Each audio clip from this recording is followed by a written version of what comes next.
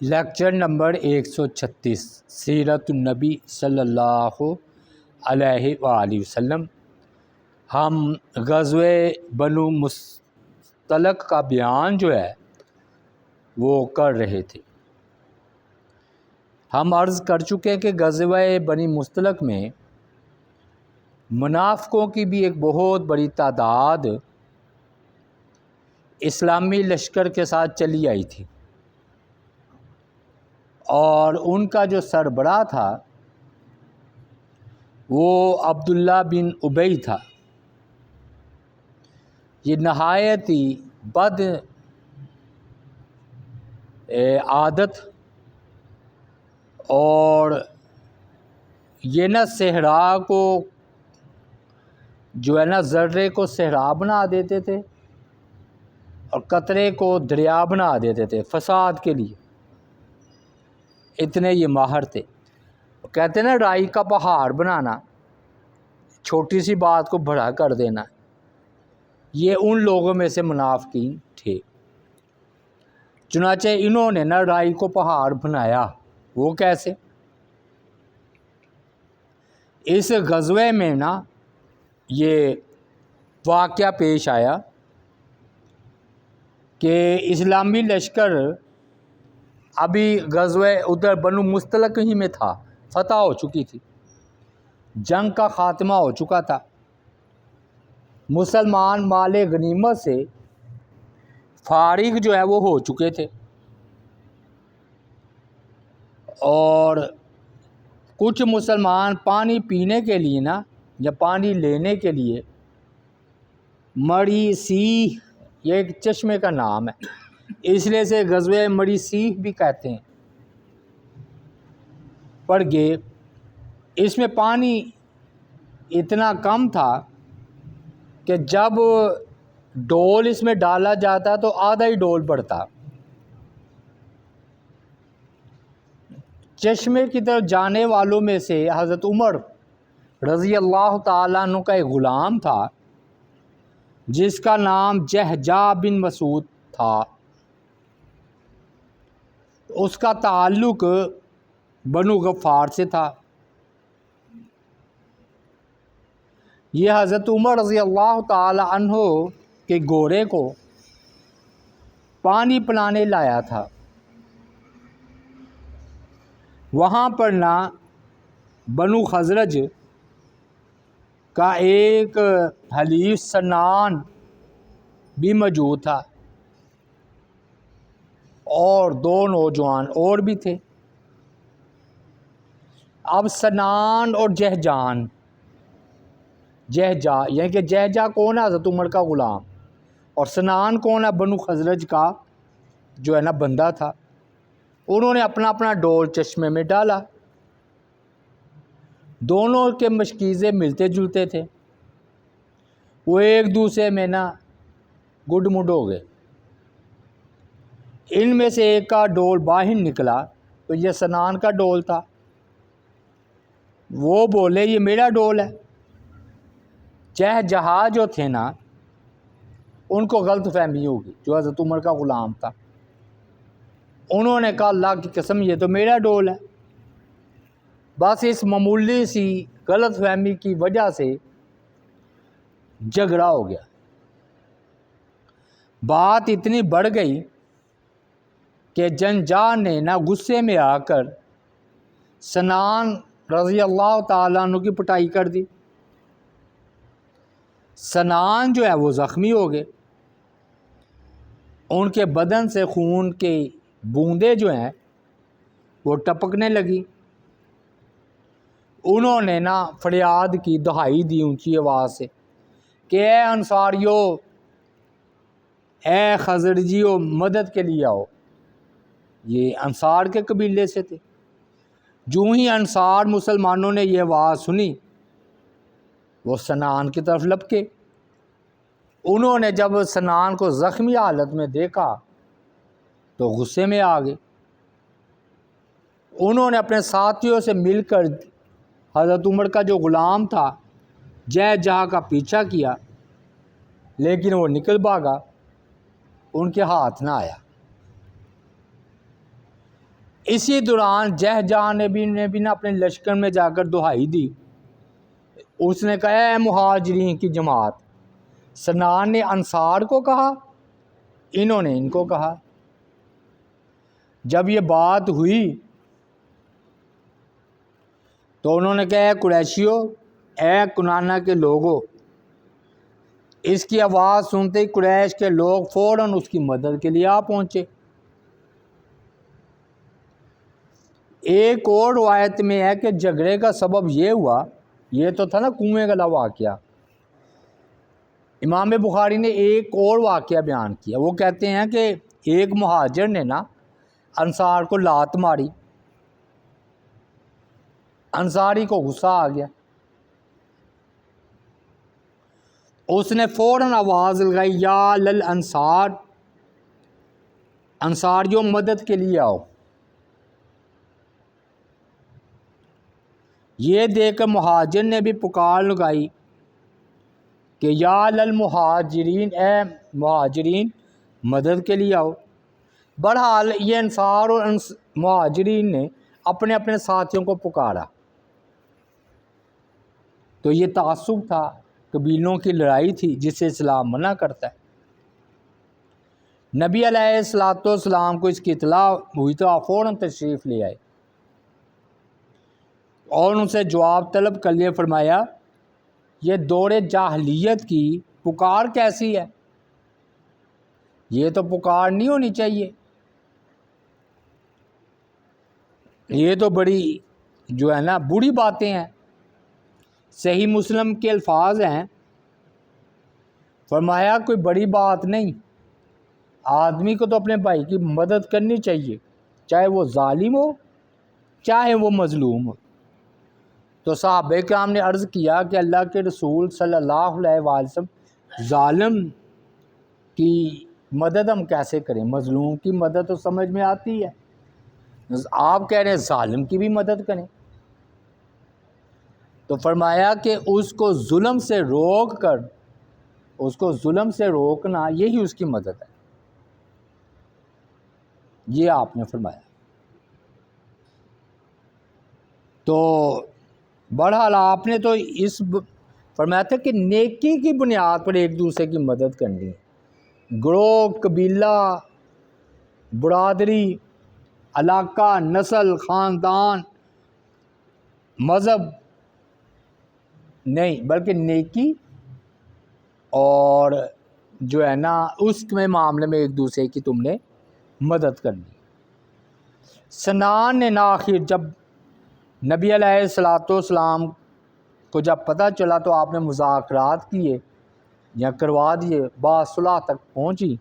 تو سنان نے نا جہجہ کی غلطی تھی اصل, تو سنان رضی اللہ تعالی عنہ نے جہجہ کو معاف کر دیا اور صلح پر رضامند ہو گئے, تو جہجہ کو معاف کر دیا گیا. اب معاملہ ختم ہو گیا, ٹھیک ہے نا, چاہے چھوٹا سا معاملہ تھا وہ کنویں میں ڈول لٹکانے کا, غلطی سنان کی تھی, چلو معافی ہو گئی, جہجہ کی تھی. اب اس غزوے میں منافقین بھی ساتھ گئے ہوئے تھے, اور عبداللہ بن ابی جو تھا وہ سردار تھا, اس کو پتہ چلا, وہ کچھ لوگوں میں بیٹھا تھا, اس نے بکواس کی عبداللہ بن ابی نے کہ ان مہاجرین کو دیکھو, یعنی کہ حضرت عمر کا غلام, کیسا ستم ڈھایا ہے, اپنے ہمارے ہی وطن میں رہ کر ہمیں مغلوب کر دیا اور تعداد میں ہم سے آگے نکل گئے, ہمارا احسان بھی بلا دیا. اللہ کی قسم ہمارے اور یہ مہاجرین کی درمیان یہ مثال سچی ثابت ہوتی ہے. اپنے کتے کو کھلا پلا کر خوب موٹا تازہ کرو تاکہ وہ تمہیں ہی کاٹ کھائے. توبہ نعوذ باللہ, یعنی کہ مہاجرین کو کہہ رہا ہے کہ ہم نے ان کے کھلایا, ہم نے انہیں پلایا, موٹا تازہ کیا تو وہ ہم ہی کاٹ رہے ہیں, اللہ معاف کرے, کتنی بری بات تھی. پھر کہتے ہیں اللہ میں جہجہ جیسے پکار سنوں وہاں موجود ہوتے ہی, تو مجھے کچھ نہ ہو تو مجھے مر جانا چاہیے. واللہ کہتا اللہ کی قسم ہم جب واپس مدینہ جائیں گے تو عزت والے یعنی کہ ہم عزت والے ہیں، اور مہاجرین کیا ہیں؟ ذلیل۔ ہم عزت والے مہاجرین کو مدینہ سے نکال دیں۔ یہ بہت بڑی بکواس ہے، کتنی بڑی بات ہے۔ کتا کہا، تنگ دست کہا، ذلیل کہا، پتہ نہیں کیا کیا کہا، بکواس کی۔ اصل میں اس نے نا انصار کو غصہ دلانا چاہتا۔ نبی علیہ الصلوۃ والسلام کو عبداللہ بن ابی کی اس شر انگیزی کی اطلاع ہو گئی، اور ہوا یہ کہ جب وہ یہ باتیں کر رہا تھا نا عبداللہ بن ابی، تو ادھر نا ان کی عمر چھوٹی تھی، زید بن ارقم رضی اللہ تعالی عنہ، یہ 9 عمر صحابی تھے، یعنی 15-16 سال عمر ہوگی جہاں چھوٹی سی۔ انہوں نے عبداللہ بن ابی کی یہ نا زہر آلودہ باتیں سنی، تو انہوں نے نا ابن ابی کو سختی سے ڈانٹ دیا اور فرمایا اللہ کی قسم تو ہی ذلیل ہے، تو ہی کمتر ہے، تو اپنی قوم کا بدترین آدمی ہے۔ محمد صلی اللہ علیہ وآلہ وسلم اللہ تعالیٰ نے ان کو عزت عطا فرمائی ہے، تمام مسلمانوں کی محبت اور ہمدردیاں ان کے ساتھ ہیں۔ اللہ کی قسم تیری یہ غلط باتیں سن کر مجھے تجھ سے شدید نفرت ہو گئی ہے، اب میں تم سے ہمیشہ نفرت ہی کروں گا۔ عبداللہ بن ابی نے یہ بات زید کی سنی تو چونک پڑا، اسے یہ خطرہ ہوا کہ یہ میری باتیں نبی صلی اللہ علیہ وآلہ وسلم کو نہ بتا دے۔ اس نے فوراً ہی نہ پلٹا کھایا اور زید کو نہ اطمینان دلانے کی ناکام کوششیں کی، کہنے لگا خاموش ہو جا برخودار، میں تو ہنسی مذاق کر رہا تھا، میں کوئی دل سے تھوڑی بات کر رہا تھا، میں تو کھیل تماشے کی باتیں کر رہا تھا، یعنی کہ مذاق تھا۔ اب نا زید بن ارقم کو اپنی کم عمری کا بھی احساس تھا، اور ان کو پتہ تھا کہ میں نے سچائی سے بھی رک نہیں سکتا، میں نے یہ سچی بات بتانی ہے۔ انہوں نے یہ حکمت عملی تیار کی کہ سیدھے نبی علیہ الصلوۃ والسلام کے پاس نہیں گئے، کیونکہ وہ آپ کو چھوٹا سمجھ کر بات آپ کی قبول نہیں کریں گے۔ وہ اپنے چاچا سعد بن عبادہ کی خدمت میں حاضر ہوئے، اور یہ کہتے ہیں کہ حقیقی چاچا نہیں تھے، لیکن بہرحال خزرج کے سردار تھے۔ زید کے حقیقی چاچا تو ثابت بن قیس تھے، انہوں نے نا سردار کو بھی چاچا کہتے تھے۔ تو سعد رضی اللہ تعالیٰ نے پوری توجہ سے زید بن ارقم کی ساری بات سنی۔ اس کے بعد وہ سیدھے نبی علیہ الصلوۃ والسلام کی خدمت میں حاضر ہوئے، سعد بن عبادہ، اور سب اس کے اصلی خیالات ہیں نا ابی بن کعب کے، عبداللہ بن ابی کے، سب بتائے۔ اس سے پتہ چلتا ہے کہ کسی کو شر سے بچانے کے لیے کسی کی غلط بات بتانا یہ چغلی نہیں ہے، ٹھیک ہے نا، اس نے غلط بات کی نا تو اس کو شر سے بچانے کے لیے نبی علیہ الصلوۃ والسلام کے پاس شکایت کی۔ نبی علیہ الصلوۃ والسلام نے جب یہ باتیں سنی تو زید کو بھی بلا لیا، کیونکہ وہ زید سے یہ بات سننا چاہتے تھے، کیونکہ زید آپ صلی اللہ علیہ وآلہ وسلم کی خدمت میں حاضر ہوئے۔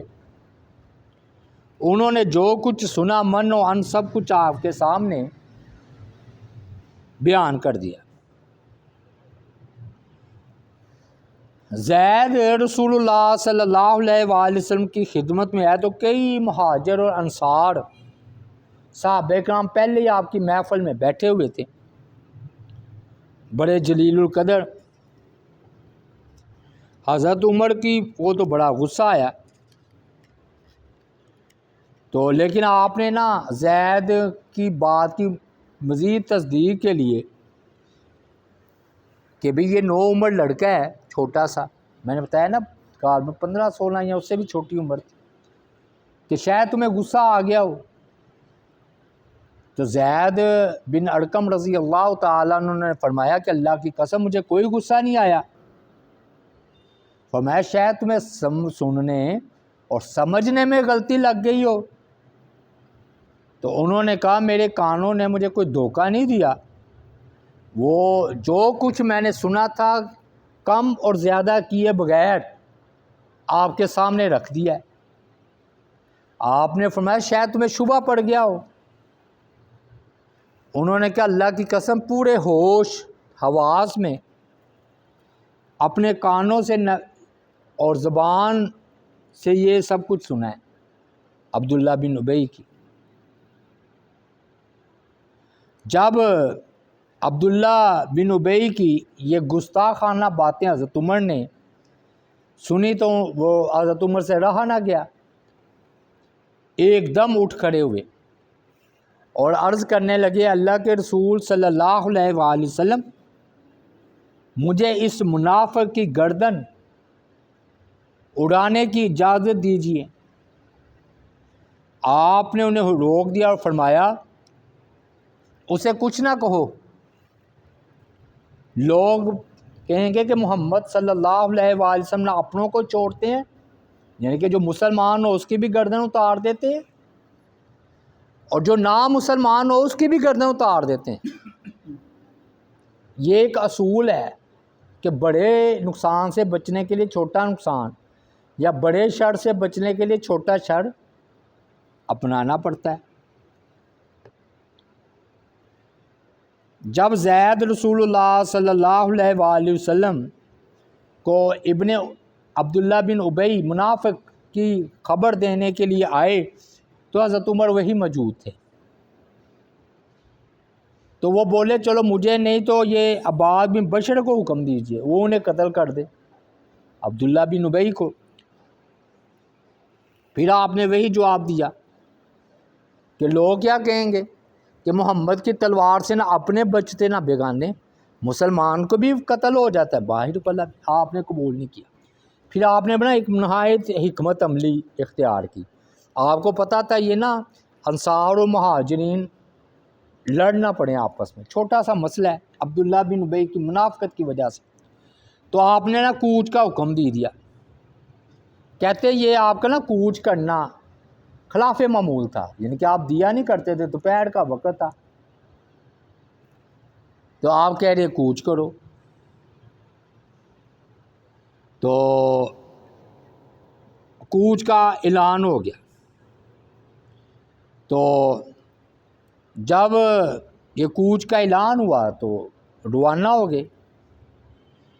اب نا نبی علیہ السلام نے دیکھا نا کہ زید بن ارقم پورے اعتماد اور ذمہ داری سے ایک اہم اطلاع دے رہے ہیں، تو آپ نے کہا چلو میں عبداللہ بن ابی کو ہی بلا لوں، اس کو بلانا کیا مشکل ہے.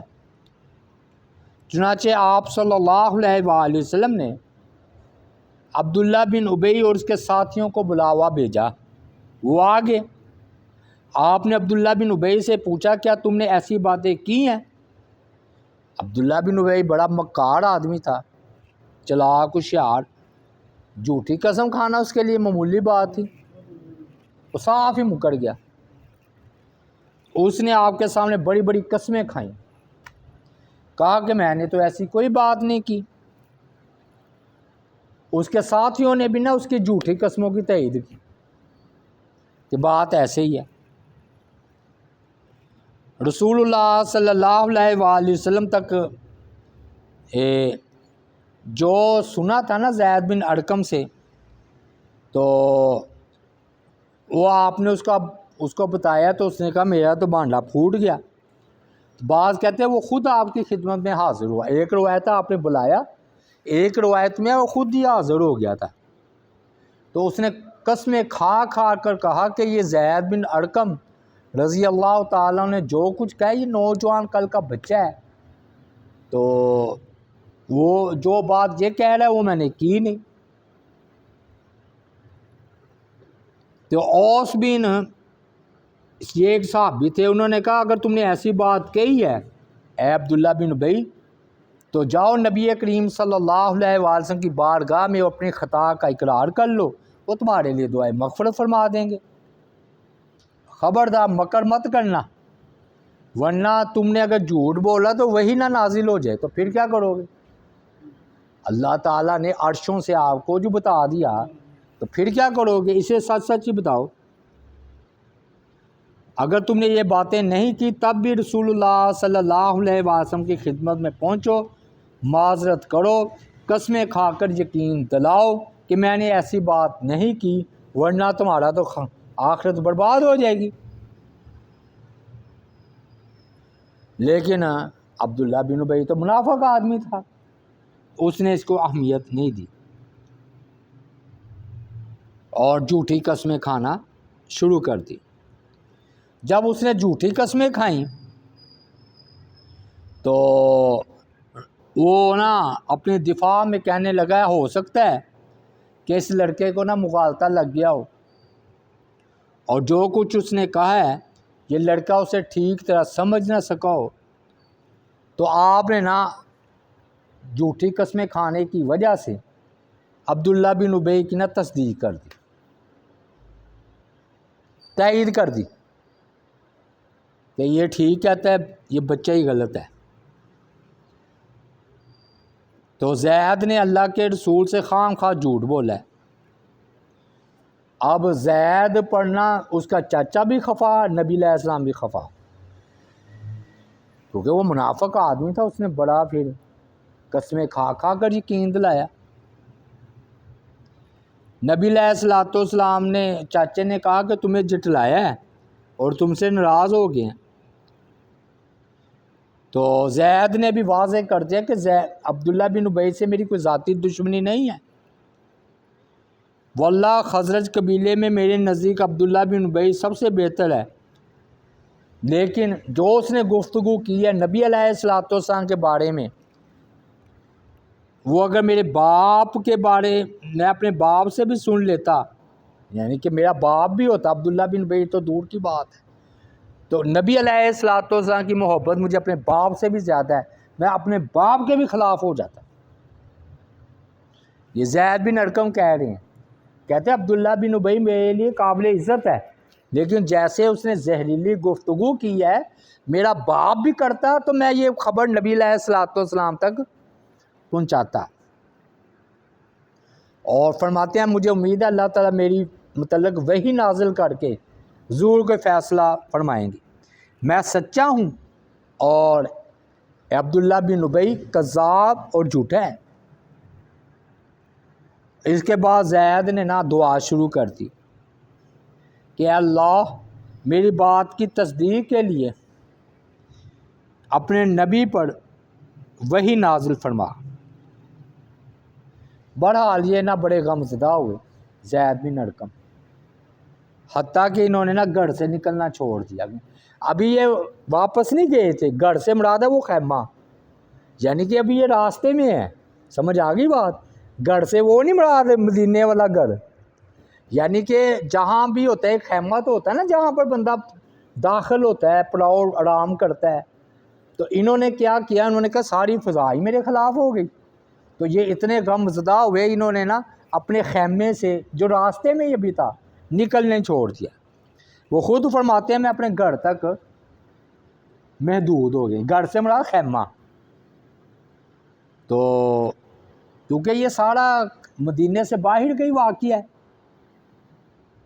تو پتہ کیا وہ ٹولیاں بنا بنا کے نا لوگ بیٹھتے تو پھر میری طرف اشارہ کرتے، کہ تازہ تازہ واقعہ ہوا تھا، اور تو کوئی لوگوں کو تو باتیں چاہیے، وہ صحابہ ہوں باتیں چاہیے، تو کہتے میں خیمے میں ہی نا چھپ گیا، تو میں نے نا ان کے آمنا سامنے چھوڑ دیا۔ تو نبی علیہ السلام نے نا فتنے کو ختم کرنے کے لیے، کیونکہ نا یہ پھر آس پاس انصار و مہاجرین کی بھی لڑائی ہو سکتی تھی، تو آپ نے نا فوراً اسلامی لشکر کو نا کوچ کا حکم دے دیا، اور یہ دوپہر کا وقت تھا جب ہم نے پیچھے بھی بتایا تھا، سورج پورے آب و تاب سے چمک رہا تھا، گرمی پورے عروج پر تھی، نبی علیہ السلام کوچ کا حکم نہیں دیتے تھے اس گرمی کے موسم میں، لیکن یہ آپ کی حکمت عملی تھی۔ آپ یہ چاہتے تھے کہ یہ عبداللہ بن ابی نے جو فتنہ برپا کیا نا یہ دب جائے. لوگ کوچ ہی کرتے ہیں, کوچ میں کون کسی کو بلاتا ہے, گھوڑا دوڑتے ہی جاتے ہیں, تو وہ چلتا رہا. ہوا یہ کہ یہ نا سعد بن عبادہ پہلے ملے, لیکن پہلی بات زیادہ صحیح ہے. تو اسید بن حذیر کی نا نبی علیہ السلام سے ملاقات ہوئی, یہ بھی سردار تھے. تو آپ نے فرمایا تمہارے ساتھی زید بن ارقم نے جو کچھ کہا ہے تمہیں اس کی خبر ہے؟ نہیں, مطلب عبداللہ بن ابی, اس کے بارے میں کچھ خبر ہے؟ تو انہوں نے کہا کیا ہے؟ انہوں نے کہا وہ مدینہ واپس آ گیا. اس نے نا عبداللہ بن ابی نے کہا کہ ہم مدینہ پہنچ کر جو عزت والے ہیں, یعنی کہ ہم جو ذلیل ہیں, توبہ نعوذ باللہ, مہاجرین, ان کو باہر نکال دیں گے. یہ سنتے ہی اسید بن حذیر جو تھے نا وہ جلال میں آ گئے, غصے میں آ گئے. انہوں نے کہا اللہ کے رسول, اللہ کی قسم دنیا میں آپ سے بڑھ کر عزت والے کوئی نہیں, تو اگر آپ چاہیں تو اس نے آپ کے بارے میں کہا, ہم الٹا اس کو مدینہ سے باہر نکال دیں گے, آپ حکم کریں. ہمارے نزدیک سب سے زیادہ ذلیل جو ہے نا وہ عبداللہ بن ابی ہے, اور عزت اللہ اور اس کے رسول اور مومنین ہی کی. اس کے بعد انہوں نے کہا اللہ کے رسول اس کے ساتھ ذرا نرمی بڑھتی ہے. ہوا یہ تھا, کیوں نرمی بڑھتی ہے؟ آپ جب ہجرت کر کے آ رہے تھے نا, اس کی ہم نے تاج پوشی کرنی تھی, یعنی کہ اس کو اپنا بادشاہ بنا رہے تھے. تو ہوا یہ, ہم تو اس کے تاج میں موتی پرو رہے تھے, موتی. تو صرف ایک مونگا یا موتی باقی رہ گیا تھا, وہ ایک یوشا یہودی کے پاس تھا, وہ بڑا مہنگا تھا. اسے پتہ چلا کہ اس تاج میں اسی موتی کی ضرورت ہے, تو اس نے نا قیمت بڑھا دی. یعنی کہ عبداللہ بن ابی کے لیے تاج تیار ہو رہا تھا, تو ایک موتی رہ گیا تھا مونگا, تو وہ یوشا یہودی کے پاس تھا. اس کو پتہ چلا کہ اس تاج میں اسی موتی کی ضرورت ہے. پتہ ہوتا ہے نا کہ یہ مال بس میرے پاس ہے, کسی کے پاس نہیں, ایسا بھی ہوتا ہے, ریٹ بڑھا دو. تو اس نے ریٹ بڑھا دیا. ابھی ہماری اس کے ساتھ گفتگو جاری تھی, یعنی کہ تاج پوشی ہم نے اس کی کرنی تھی, آپ تشریف لے آئے, تو اس کی ساری سرداری ادھر ختم ہو گئی. اب اس کے دل میں ہے حسد, کینہ, بغض, کہ میں نے سردار بننا تھا, یہ نبی علیہ السلام کیسے سردار بن گئے. کمبخت کو اتنا ہی نہیں علم کہ آپ تو رحمت للعالمین, دونوں جہانوں کے سردار ہیں صلی اللہ علیہ وسلم. مدینہ کیا ہے, پوری کائنات کے آپ سردار ہیں. لیکن عقل نہیں نا, منافق آدمی تھا. تو آپ اس کے ساتھ نرمی بڑھتی ہے, یہ حسد کا شکار ہے. اب نبی علیہ السلام نے حکمت عملی کیا کی, آپ نہ مسلسل ہی چلتے رہے, دوپہر, شام, رات کو بھی سفر جاری رکھا, رات کو بھی, یہاں تک کہ صبح ہو گئی. پھر آپ نے صبح کو بھی سفر جاری رکھا, یعنی کہ دوپہر سے دوپہر, اور دھوپ نے ستایا تو آپ نے پھر ایک جگہ نا پڑاؤ ڈالا. اب لوگ نا تھک کر چور ہو چکے تھے, ہر کسی کو اپنی پڑی ہوئی تھی کہ میں کسی گروں اور اپنی نیند پوری کروں. جو ہی مجاہدین نے اپنے بستر بچھائے, انہیں غفلت اور غلبے کی نیند آئی, سب کے سب اسی وقت سو گئے, سارے سو گئے. اب یہ نبی علیہ السلام کی حکمت عملی تھی, یعنی کہ یہ آپ صلی اللہ علیہ وآلہ نے جان بوجھ کر ایسا کیا تھا. وجہ کہ بھئی جہاں اگر یہ ایسی جگہ رکتے, ہوش میں ہوتے, تو آپس میں لڑنا پڑے, یہ عبداللہ بن ابی کی کرتوت کی وجہ سے.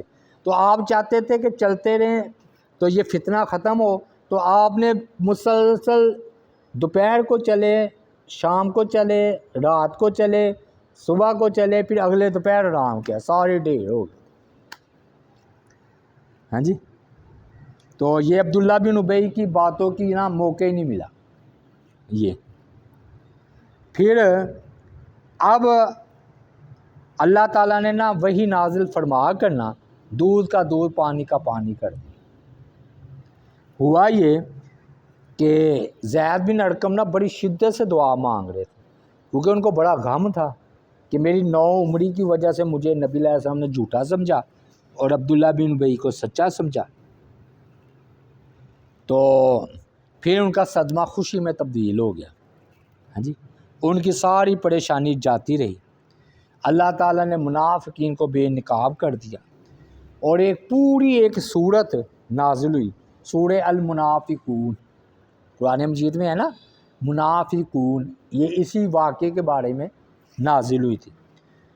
تو یہ نا واقعی نے یہ تفصیل بیان کی ہے کہ غزوہ بنو مستلق سے روانگی والے دن سفر کر رہے تھے، زید بن ارقم رضی اللہ تعالیٰ عنہ بار بار اپنی سواری آپ صلی اللہ علیہ وآلہ وسلم کا نا قریب لے آتے تھے، اور آپ اپنی سواری پر بہت تیز چلا رہے تھے۔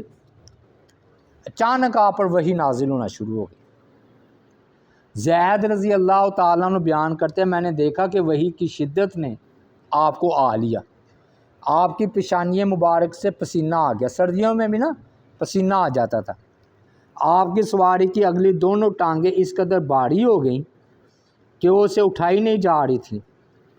مجھے پتہ چل گیا کہ آپ پر وحی آ گئی، اور مجھے امید تھی کہ آپ صلی اللہ علیہ وآلہ وسلم پر میری خبر کی تصدیق نازل ہو جائے گی۔